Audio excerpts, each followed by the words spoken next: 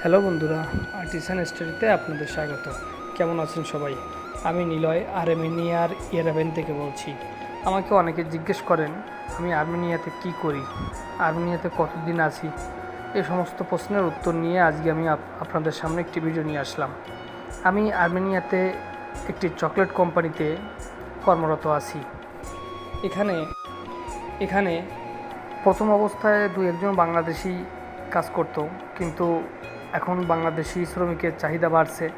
বাংলাদেশি শ্রমিক নিচ্ছে এখন প্রায় 30 থেকে 40 জন আমরা বাংলাদেশি এখানে কাজ করি। বিভিন্ন সেকশন, এখানে প্যাকেজিং সেকশন, এখানে কাঁচামাল প্রস্তুতকরণ, বিভিন্ন রকম সেকশনের কাজ এখানে। তো আমি এখানে বেশি দিন না, এর আগে আমি আরেকটি কোম্পানিতে ছিলাম, তারপরে আমি এখানে জয়েন করছি। তো এখানে আমি গত বছর নভেম্বর 2025 সালে এখানে আসছি। আসার পরে অন্য একটি রেস্টুরেন্টে কাজ করতাম।